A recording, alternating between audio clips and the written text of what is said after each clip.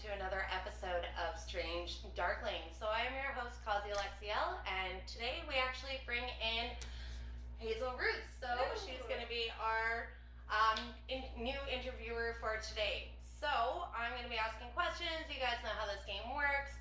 So we're actually going to be talking about the modeling life.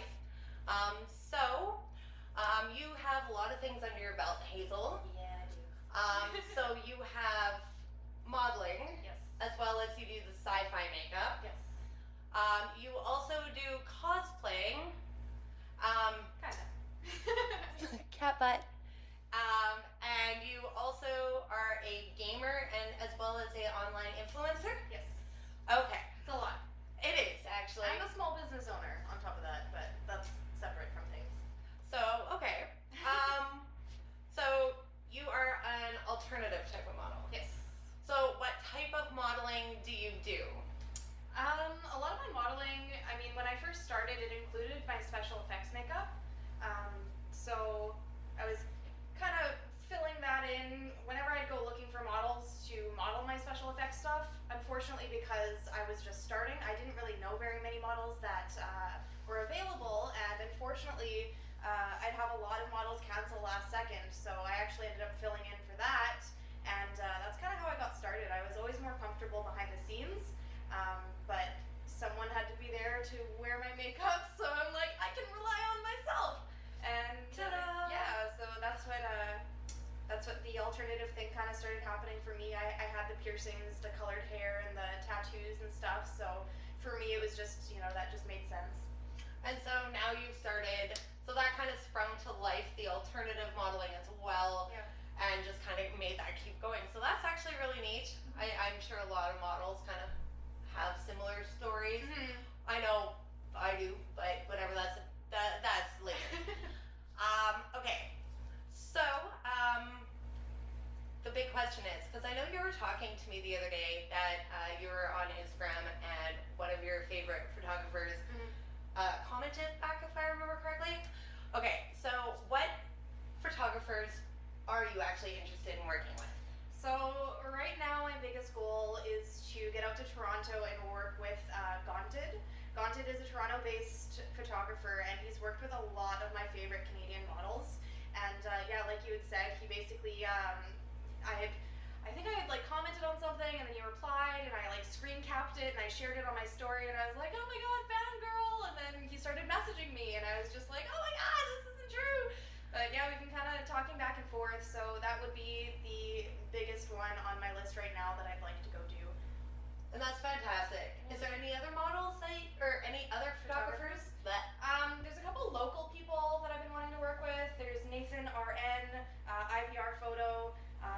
There's this one artist, and I've never met these people in person. It's always like that online. I can actually do see the IVR, so I know. Yeah, I've been talking to him a little bit, and for his photography, he does a lot of cosplay stuff, and I want to make sure that if I am going to shoot with him, it's got to be like an actual cosplay, right? And right now I'm basically just kind of saving up funds and investing back in my modeling as much as I can. So I've got like the lighting coming, the backdrop coming. I've got a few costumes that I haven't shot yet, but I'd like to actually get in and like get my hands dirty and like make the cosplays myself. So good luck. Yeah, I know, it's a lot of work. Yeah, no, cosplay is definitely something that gets a little expensive. Yeah, it's its own art form for sure. Yeah, I've done it. Were you there that one Con where I had my 5-pound black? I did Wicked Lady. Okay. It's like evil mini moon or whatever from Sailor Moon. Nice. For you who don't know it. But yeah, and I actually painted the wig with the buns. Nice. Instead of just dyeing it. Nice. So it stayed. That was a huge mistake. My head hurt after. Good thing it was only the Sunday. Yeah, I sat for most of the day and the chair like crouched down. I'm like, oops, I screwed up. But just remember, do not paint the wigs. No. If you do Too just heavy. small parts, dye the rest. Okay. That's what my, I'll keep that in mind. yeah. Okay, so for some of your artwork, you do a lot of like the semi-nudes and stuff like that. So how does that impact you and the way people see you now?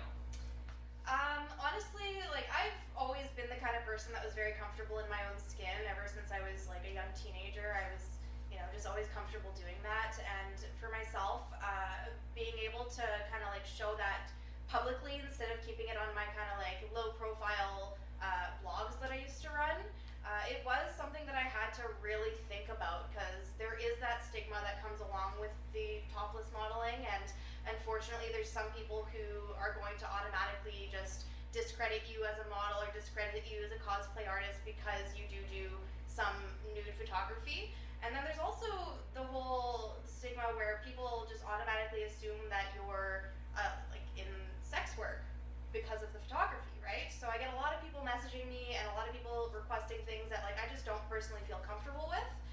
So that's definitely the downside of things with it. But the pros of it are that I really see a lot of beauty in just the female figure, and being able to incorporate that into my modeling. It's more of like an artistic kind of thing for me. But I also understand that people see it and sexualize it because I mean we live in North America and Yeah, the North and South are kind of the worst for that. yeah. I've done a couple of shoots as well. I'm sure you've seen them, the flower bondage ones. Those are pretty. But it was on Instagram, so I got hit up quite a bit. Oh, I'm yeah. like, hey, her piece is real. Okay, bye. Like, no, just leave me alone. I'm not interested. And I've seen some of your artworks. I think I've actually been there for when you've done like a shoot or two. I honestly don't remember. But even then, festivals and stuff, Yeah, right? yeah. Seen it all. Yeah. And yeah, your inboxes on Facebook, on Twitter, Instagram, whatever there is. Yeah. They must be going off the hook. Oh yeah. Occasionally I'll screenshot them and do like the whole public shame just because it's like super inappropriate. I mean, like I understand having a sexual response to a certain photo, but that's normal. It's the way that you decide to react to it, I think, that we really need to work on as a society, right? Because like if you're inboxing people and sending dick pics or like just really rude messages, that's Unsolicited dick pics. yeah, Those- not appropriate. You can show your appreciation without being a super creepy person. You would think so. You would Think hope so. There's ways. There are ways. Eventually. But so you were saying that you feel comfortable and everything like that in your own skin. Do you feel like an empowerment when you do it? Do you feel like a self-worth? It's definitely empowering. I've definitely noticed that my confidence level has increased immensely. I used to be the kind of person that always wore like really baggy stuff, just because that's what I was comfortable in. I didn't like the sexual attention that I was getting because of my natural body, and I tried to hide that. But as I grew up, I kind of realized like I shouldn't have to change who I am and what I want to look like just because other people are reacting a certain way. So once I was able to kind of get over that and feel more comfortable in my own skin, the modeling definitely helped, and seeing my progression from when I first started to now, it's not even that I look any different weight-wise or like a plastic surgery or whatever. It's just knowing how to pose and knowing how to work with your photographer to get that end image that you're both looking for. That helps a lot. So if you feel like you look like garbage in the first few photo shoots that you do, that's totally normal. It takes a lot of time and a lot of practice. I've been doing it for 4 years now, and like constantly. So yeah, it's been definitely beneficial for my personal confidence. And start off when you're young for modeling. Like you Oh my said 4 goodness. years, right? Yeah. Because I was doing it for 15. So like, and when you start when you're like 15 years old, Yeah. you just keep going. It's Well, I was doing like self-shot stuff when I was 15, but it was 4 years ago when I started doing the more like in-studio kind of stuff. And it was a huge difference because being confident when you're alone and you're in your room or you're, alone with your phone or your camera, that's one thing. But as soon as you're put in a spot where you have to kind of collaborate with this photographer and like you don't know what you look like from the camera lens as much as you do when you're like self-shooting, it's like a totally different thing, right? But Okay, perfect. So, earlier you were telling me that you also have modeling workshops. So, what does that entail? Like, how does that go? so the workshops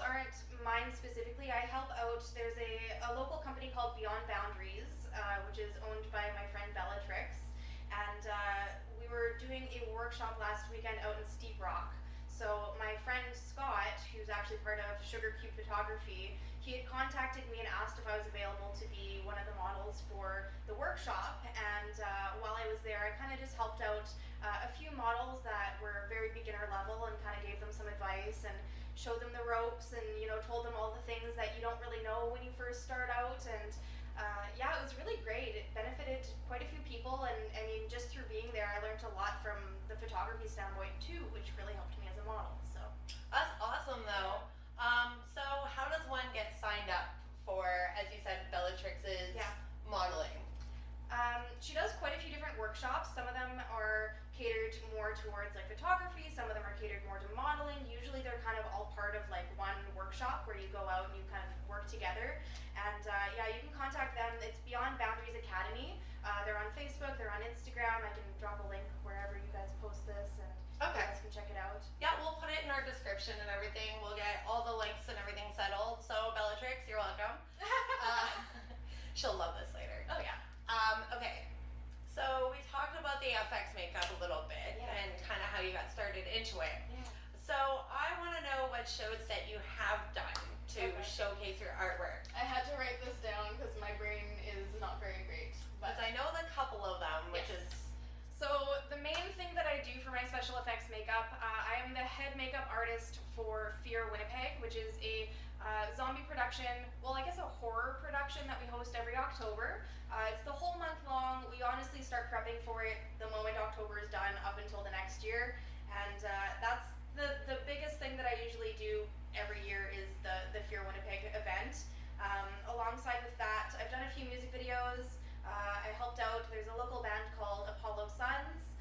There's also another local band, I don't know if they're still around, but Soul Hounds. I did a music video and a performance for them. And then there's a YouTube channel called the Internet Astronauts, with Johnny and Chris. And I've done some makeup for them as well. So I kind of do like short films and some music videos and burlesque performances.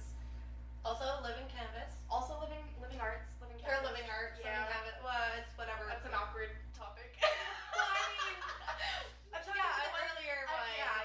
Before the boycott. Yeah, before the boycott, which me and JP led. But that's, That was in my old studio. That was a fun time. I think we still have photos and videos from that, That actually. was a lot of fun. I know they're all over. I just remember- Two-person protest. Yeah. Ran by the artists for the artists, not to profit off the artists without benefiting them all. Yes. It was what art should have been. Yeah. Yes. Yeah. Community. Because I think I showed up later to that event, to be honest.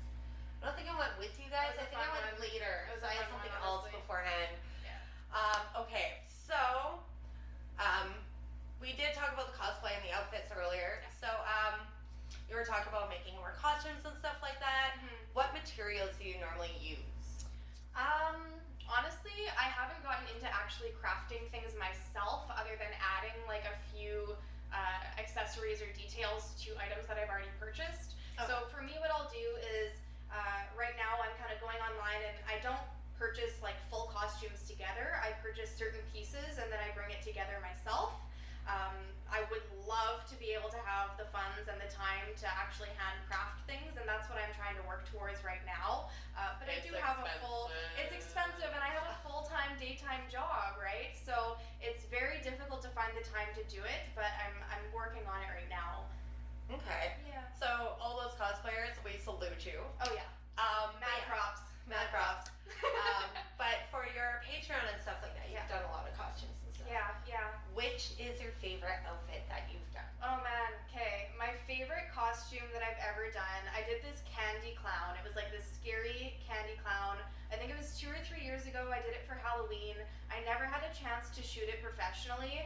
I still have majority of the pieces in my wardrobe, so I'm thinking of doing like a revamped version of it for my Patreon. Probably October, but I do have other plans for my costume, so I don't know, we'll see. But yeah, that one was my favorite. It was, it took a really long time. That was definitely a character that I had kind of created through my own mind. So a lot of the cosplay that I do, it's not like specific characters that you'd see like on TV and movies, on animes or whatever. It's mostly just like brain children that I have this character and I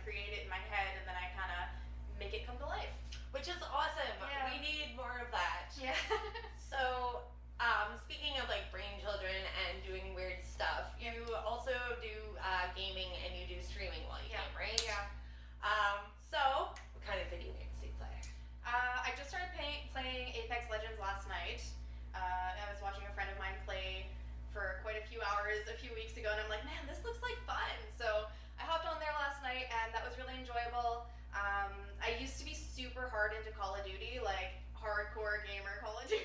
Like it was intense. I would spend a lot of time on that, on Destiny.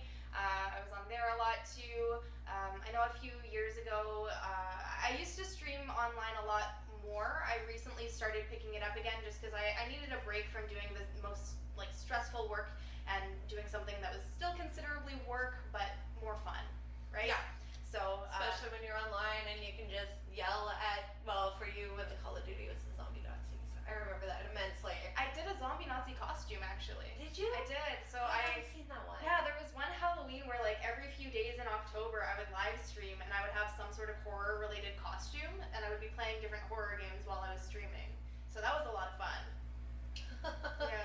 I just remember going over to your old place there and all I hear is like, die you stupid Nazi scum. And I'm like, oh, she's playing zombies again. Okay. Yeah. And you're like, how did I miss?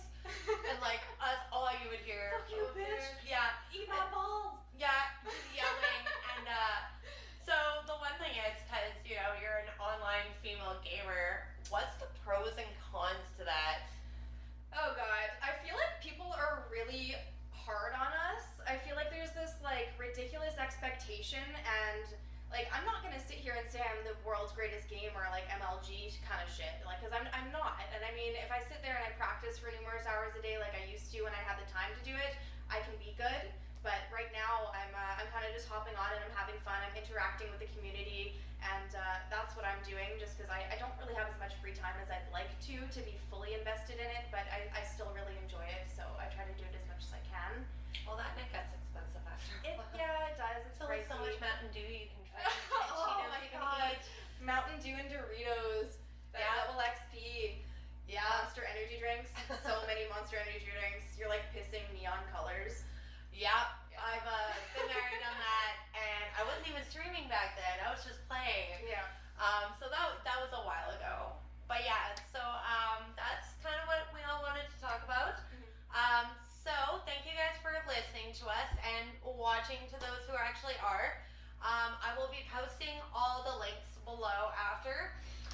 So yay! Do you have anything else you want to say to the young everybody out there? I mean, if you're just starting out or if you've been doing it for a little while, keep going at it. It takes a lot of time and it takes a lot of effort. It's not like you're gonna hop on and all of a sudden overnight you're a huge success, because that's not how it works. It really is a lot of constant effort. How I choose to be social, I don't really go out and socialize very much. My socializing is interacting with you guys online, and that's just how I prefer to do it. I'm kind of that introverted type of person, like I mentioned earlier with the modeling. I preferred to be behind the scenes, but then I kind of spread my wings and went out there, and yeah. And that's how she ends up meeting weird people like me as well. Yeah. All right. Well, this is the conclusion. Thank you, Hazel Roots, for having us here in your home studio with us. And thank you guys for tuning in to Strange Darklings. Hope you guys enjoyed it. I want to say one more thing. Oh. If you guys do want to support me, if you guys enjoy my work, she's going to post all the links below in the description. Patreon is honestly the main way that you can kind of help me out. I'm honestly investing all of my Patreon income back into the modeling, so you guys will kind of see from when I first started to now where I'm at, the quality is a lot better because the more income that I have, the more I can put into it. So